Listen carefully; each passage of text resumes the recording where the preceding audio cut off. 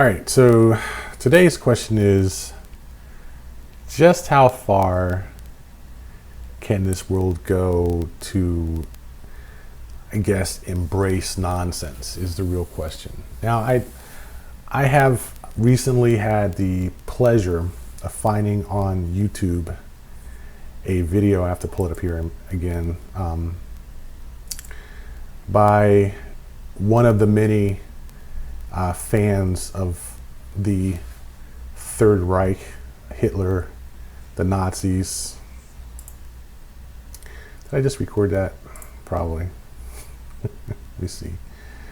Hitler, Third Reich, the Nazis, the German resurgence after World War I, in which they blame the acceptance of Hitler's propaganda on a combination of the Treaty of Versailles and really the German state, let's say, a rigid state with central government and all the necessary tools for the Nazis to take control of the government in Berlin and thereby control the flow of information to the people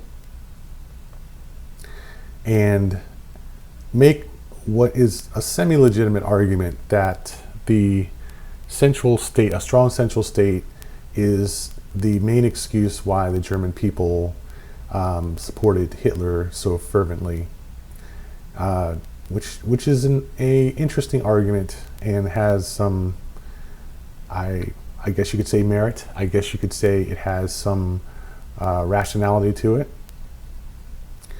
But the main thing is that it's an attempt to whitewash, in my opinion, what happened in Germany before the invasion of Poland, Sudetenland and so forth, by the fact that Hitler convinced the people to support him, not that the people supported Hitler in and of themselves. And it's kind of hard to separate the one from the other if you're going to make the assumption that the Nazis control the media. Then they're convincing the German people to support them is, if the Nazis control the media and the media controls the people, then control of the media essentially is control of the people, and therefore the German people are not responsible for what happened in terms of Hitler's rise to power. But on the other hand, that raises the question of, were they ever responsible for Hitler's rise to power or his maintaining power? And it says we're not responsible. It was the Nazis that basically were responsible for everything that happened. We were just controlled by the state. And the question is that true? I think the real question is, you have to look back at it and say, okay, perhaps the media had a strong influence on the German people, but that doesn't necessarily mean that the German people were completely controlled by the media, that they were actually controlled by a strong central state, and that they had little to no actual responsibility for what happened under the Nazis. When, frankly, the Nazis recruited from the German people to form the SS, to form the Wehrmacht, to form the Luftwaffe and the Navy, and it wasn't like they just sprung into existence out of nothing.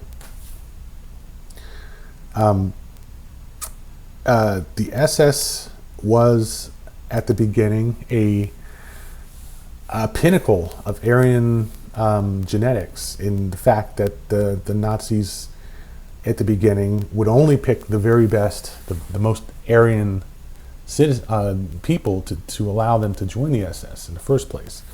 I mean, you had to pass a rigorous physical inspection, background inspection. You couldn't have Jewish blood.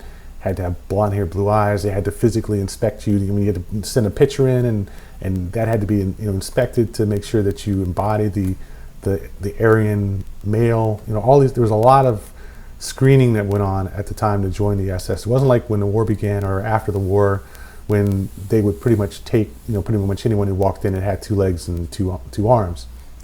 So it's not like that his personal staff, his personal guard, the SS, the Gestapo, Waffen SS especially. None of these were like, oh well, just a product of the German media. They were a product of a particular mindset. And so the question then becomes, why blame it on the media after 75 years? Why is it today that now it's the media that's the problem, not the German people? Part of it is because, to a large extent, the media did play a large role in it, even though the people, someone had to actually, take their arms and legs and walk them into the Gestapo recruiting office. So the real question is, why bring this up now, after all this time? And I think you'll have to look at that in and of yourself. But what it leads me to is a larger question of, why is the media now acting like it's not responsible for anything that's going on in politics, when on the one hand they're saying that what happens in politics is a result of the media, and obviously on the other hand they're actually trying to influence the public with their publishings. So, and I've been reading the New York Post, and it's really kind of an interesting question how you see the New York Post talk about the media, the right-wing media. You see Trump talk about the right-wing media. You see the right-wing media itself talk about the liberal bias in the media. And the funny thing about it is there's always 2 things that happens. One, they either distort the truth, or second, they want you to look at hypocrisy. And hypocrisy is an interesting and deadly game to play, because it's not excusing wrongdoing, it's simply a good offense. And what it does in the end is ask the question of, well, does the wrongdoing of the opposing party justify wrongdoing on our part? And then it starts to ask the question of, well, whether it actually is wrongdoing to do something in response to what someone else has done that is wrong. So the real question is, at what point do you lose track of what's right and what's wrong, and you start to look at what is justified or what is punishment, or what is in the interest of national security in terms of what's happening in the world? And the real question, I think, is we have to look at all of these issues and not lose track of right and wrong when we talk about national security, we talk about justice, we talk about punishment. Because as I think the Germans have shown us, and the argument against the Treaty of Versailles essentially is that it was wrong because it was so harsh, and it was also responsible for World War II because it was so harsh. And the Germans in and of themselves could hardly be blamed for supporting Hitler as a result of the Treaty of Versailles.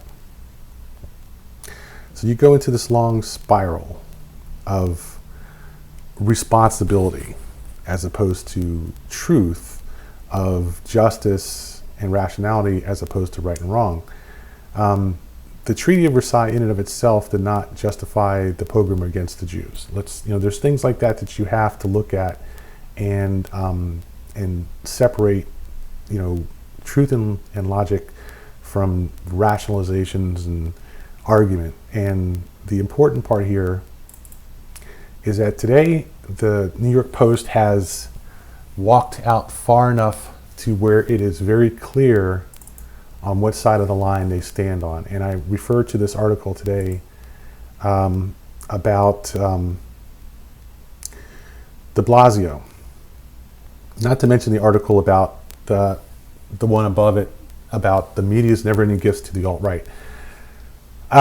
It's simply ludicrous for one media outlet to point fingers at other media outlets in terms of politics. I mean, look, they're all in the business of commentating on the news, commenting on the news, making political opinions, social opinions, and talking about the facts of the news of the day. So in a sense, it's just another media's opinion about what happened. But when you start talking about how politicians are hypocritical, and in the very article you write about their hypocrisy, you demonstrate your own hypocrisy. That is something that can't really be ignored. And the simple fact is, in the space of two short paragraphs even, the New York Post has opposed its just unbelievable hypocrisy. You start off with a simple, I mean, even a 10-year-old can understand this clearly. You start off with this premise: politicians are proof that God has a sense of humor and want us to laugh, which is, okay, let's bring religion into it. Sure, why not? Let's start off with an abstract point. Take Mayor Putz, by which they mean de Blasio, whose entire mayoralty is a joke. Okay, now, this is what happens when you start slinging accusations on a regular basis. You start to sling accusations that are just unrealistic, and you can't sustain them. Even in your own articles, you cannot sustain these accusations. Whose entire morality is a joke. Okay, that's what they're saying right here in red and white. Okay, he is so disappointed in kind of his handling of the blackouts. Now, they recently had a blackout in New York City that was probably largely brought upon by the heat wave that's been going on, and the surge in the electrical demand as a result. He's so disappointed in kind of his handling of the blackouts and lack of accountability that, mounting the political high horse, he is demanding a probe. Okay, what's their next word? Fair enough. What is more to say about that than it's a fair enough concept to investigate a citywide blackout as a result of their inability to handle the electrical surge in demand? How does that jive with what they just claimed, which is that his entire morality is a joke? How does that make any sense? If they're going to even admit that what he's doing makes sense, why assault him by saying that his entire morality is a joke? It just doesn't make the slightest bit of sense. Okay, so then they go off and they run off down the road on this entire string of looking at all the problems, which is one of the big problems that the arguably a lot of people who are, I would say, right-wing pundits do, is instead of focusing on the issue at hand, they want to run off and look at all this other stuff. Okay, let's look at why the Brooklyn streets are flooded. Well, they're flooded because the city's full of junk and it collects in the sewers. I mean, there's no reason to look at that. It's very simple. The question is anybody going and pulling the junk out of the sewers? No, it's a low priority problem because it rarely floods. It's rarely an issue. I mean, but why even look at all this? I mean, they could come up and talk about 50 other things. They've already undermined their entire perspective. That the real question becomes, okay, so here we have issues that need to be talked about and need to be discussed and run in the city. Yeah, de Blasio off the campaign trail is an arguable mistake in the sense that he's not taking care of the city first. He's more interested in running for president, even though he has virtually no chance of winning. Literally, the man has 0% support and should have realized by now that he has no chance of winning and just gone back to doing what he needs to do in his lame duck mayorality. That's true, but still, he has a legitimate point. Okay, the city needs to handle these surges in demand better, and having a investigation into that makes perfect sense. It therefore is not true, blatantly on its face, not true that his entire morality is a joke. The same thing with Epstein. Why is Epstein running around, carting off women to some island in the middle of the Caribbean? That needs to be investigated. There's lots of things that need to be investigated. The whole point here is that there are a lot of investigations that need to happen, and simply saying that these people are hypocritical in investigating what's going on is absolute political bias and is a classic political hit job. And it does raise the question of when the New York Post says that something needs to be investigated, okay, on one hand, and then attacks other people who investigate things also, That's just ridiculous. And it does raise a blatant, obvious question of unrealistic, blatant media bias on the part of the New York Post. And that is why I took the time today to make this video, because their argument here is just so blatantly full of nonsense. It's just such bullshit that it simply has to be pointed out. Having said that, it's a question of what people who, hear this, see this, whatever, are going to do about it. But the bottom line here is in life, sometimes we lose track of, let's say, the truth, reality, right, wrong, logic, and larger issues that should guide our lives, simply because we're inundated with so much bullshit from the people that we have to deal with. Now, we don't have to deal with the New York Post, but there are people in our lives who we do have to deal with. And the fact of the matter is that we are often caught in a situation where we simply don't have the resources to deal with the bullshit that people spew at us, knowing that they're immune from their own bullshit, which is the bigger problem. Now, if the German apologists, Nazi apologists, want to say that the German people weren't really responsible for what happened in World War II because they were in a strong central government and the Nazis took control of the media, well, this isn't Nazi Germany, this isn't Weimar Germany, okay? Are you trying to say that we're immune from that problem? No, we have a strong enough central government. We have government entities and apparatchiks who are largely immune from the consequences of their own bullshit. We have that exact same problem in this society today, and the fact of the matter is we're heading down that same fascist road right now. And I think it's obvious when you look at the excuses that the media likes to make about what our government is doing, and when they talk about, I'm pulling this up here, Trump policy on asylum makes perfect sense. When they talk about how things make perfect sense, and then their argument for it makes no sense, okay, that we have to call them on these things. We have to realize these things. You simply can't argue that our argument for changing the asylum rules makes perfect sense, because if migrants are already safe in another country, why should they apply for asylum there before coming to the United States and applying here? They're not perfectly safe in Mexico. I mean, no one in their right mind would be in Mexico if they had any sense. It's crazy to sit there and talk about how Mexico is a safe place for Central American migrants to apply for asylum. I mean, that's insane. I wouldn't even think about crossing the border into Mexico, much less living there as an immigrant from another country. So it doesn't make any sense at all to say that they're safe in Mexico, number one. The argument that if they come from a third country to the United States, that they should apply for asylum in that third country before and be denied asylum there before they apply for asylum in the United States, is also nonsense. 90% of them are never going to get asylum in a third country, and even if they did, why would they go there for asylum if it's not a safe place for them to apply for asylum? They're only going to that country out of desperation to get to the United States. If the United States is the only safe country, even reasonably safe country in the northern and southern Americas, how does it make any sense whatsoever to argue that they should apply for asylum in other countries they pass through before they get here? It doesn't make any sense whatsoever. And even on its face, it's not a legitimate argument for denying them asylum, or even to deny them to apply for asylum in the United States. It's just a crock of bullshit to say that. And this is the road we are clearly on. And it has nothing to do with a strong central government. It has nothing to do with state control of the media. It simply has to do with being inundated with bullshit from our media sources. Whether they are liberal or right-wing, it doesn't matter.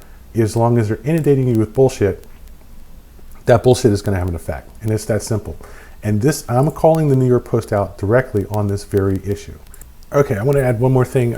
First of all, there's a slight correction and then also an addition.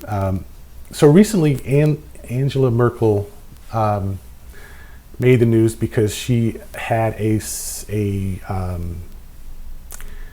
I don't want to say celebration, but a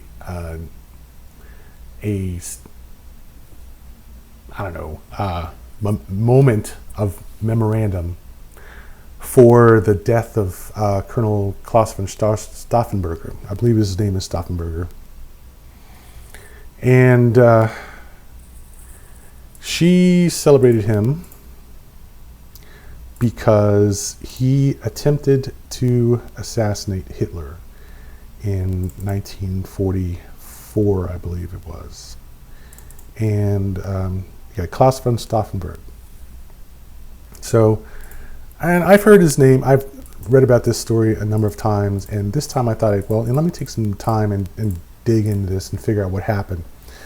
Apparently, Miss Merkel decided she was going to make this a platform for her to speak against right-wing extremism and to talk about how, despite the pressure of social conformance, that people need to stand up for what's right and wrong, do what needs to be done, and take steps against fascism. And this is an interesting question in and of itself, because obviously assassinating Hitler would have been against the law, it would have been an act of treason.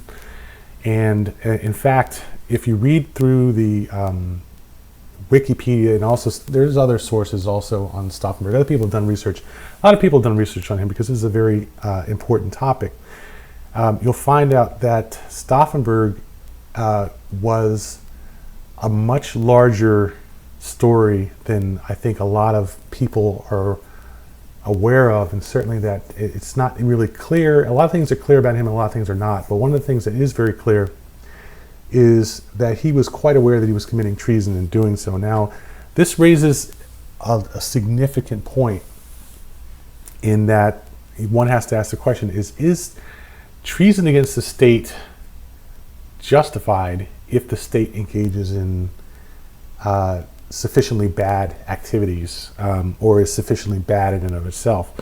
Would an attempt on the life of Joseph Stalin in, say, 1943 have been justified based upon Stalin's Red Purge, for instance, where he assassinated the upper echelon of the Russian military, thereby dramatically weakening the state? And in fact, I think it was 1940-41, before the invasion, and Russia suffered, or I guess USSR suffered dramatically. Part of the reason why they were so ineffective against the early Nazi invasion was because he had decimated the Soviet military leadership so badly. So arguably, as you are going to argue for treason, this would be a serious case for it if you were going to argue for treason. However, we are at the point here where anything smacking of even a lack of patriotism is seen as treason by our dear leader. And there's no joke or no loss of irony in my saying that. So the thing is, here she's talking about how the German people, and probably in the larger sense the world as a whole, should consider standing up for what's right, even if it's against the law. And that is a very, very interesting argument to make in Germany right at this moment. That it's not so much that standing up against nationalism or the resurgence of Nazism are the only issues that people in Germany are considering as a reason to justify treason, and certainly not globally.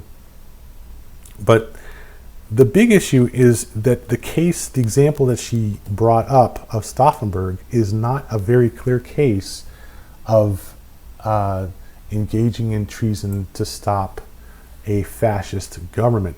Stauffenberg has a lot of history behind him, and if you dig into his history, you will see that he wasn't exactly against Hitler for a long time. He didn't become Hitler's most trusted aide, despite the fact that he never actually joined the Nazi Party, because he didn't support Hitler. He did support what Hitler and the Nazi Party were doing in terms of conquering the Eastern Front, the Sudetenland, Poland, the lowlands of Central Europe.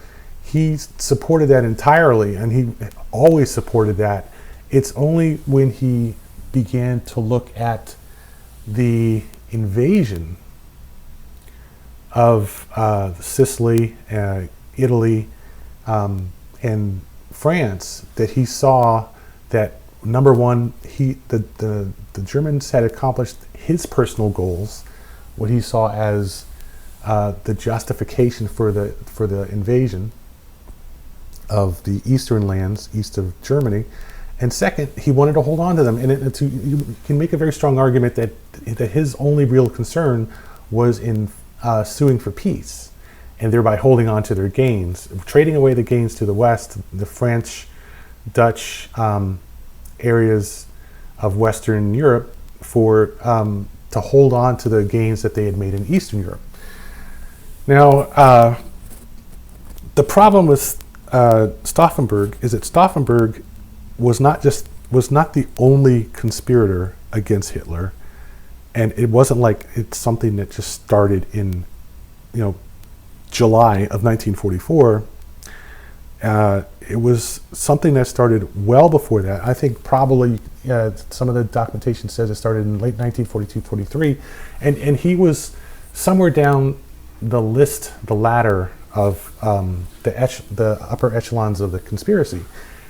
A number of generals and so forth were behind this also. He was in collaboration with them, and it really only fell into his lap to actually assassinate Hitler himself, because the other people who had planned to assassinate Hitler themselves found themselves either unwilling or unable to actually go through with it. So, and then there was another part where he was actually trying to start the post-Hitler German government on top of the assassination. So there's two parts. The hand on the left hand was the assassination, the right hand was the post-assassination government. And Stauffenberg found himself in the unique position of being in charge of both.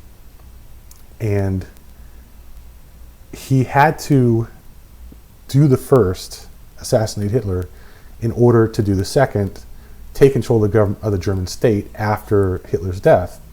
And unfortunately, one can argue that he did not do a good job in the first, which is why he failed in the second, and also why he was executed, and why I think the numbers I remember are 50,000 people were rounded up in the post-assassination purge and slaughtered. So it wasn't just him, there's a lot of people involved with this. And the thing about it is that he could have assassinated Hitler much sooner and then worried about what happened after Hitler died. Okay, especially considering that the oath of loyalty was to Hitler himself, not to the Nazi Party. Now, the Nazi Party is one thing. The Nazi Party certainly would have continued after Hitler was assassinated, but certainly over the years from 1943 to 1945, there was a stronger case for suing for peace. However, the extremists in the Nazi Party, extremists in the Wehrmacht, extremists in the German military simply refused to actually quit fighting. They actually continued to fight in Czechoslovakia after Kessel, I believe it was Kessel who had taken over after Hitler's death, had negotiated for a unconditional surrender with the Soviets and the British and the Americans. They're still fighting a month later in Czechoslovakia because they just refused to quit. So arguably the assassination of Hitler would not have solved that problem. And it didn't happen anyway. But I say very clearly, it's amazing that she would argue for this thing, given the current state of German politics, the state of European politics. And I just want to say that it's simply amazing that somebody, a leader in our Western society today, would stand up and argue for traitorism, assassination, and a coup. Okay, it just boggles the mind that this would happen in this day and age.